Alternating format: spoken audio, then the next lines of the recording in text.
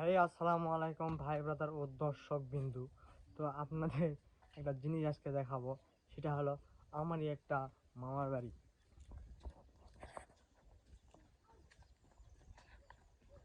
মানে এই বাড়িটা হলো পুরা সেই, মানে দেখলে খুশি হয়ে যাবেন। আগে গেটের থেকে ধরি, মানুষ বিভিন্ন রকমের ফুলের গাছ লাগায়।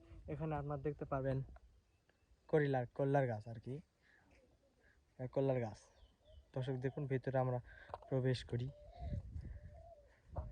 পেয়ে যাবেন বিভিন্ন রকমের কর্মকাণ্ড গাছ এবং এত সুন্দর একটি বাড়ি,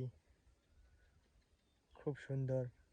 এই সাইডে দেখতে পাচ্ছেন কি সুন্দর একটি কলার গাছ, তাতে কলা ধরে আছে। আপনারা পাবেন জামের গাছ,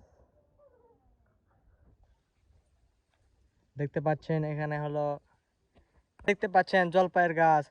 তারপর দেখছেন এখানে অনেক বিভিন্ন রকমের বকরি ছাগল সব কিছু পাওয়া যাবে, মানে গ্রামের সকল কিছু এই বাড়িতে আপনারা দেখতে পারবেন।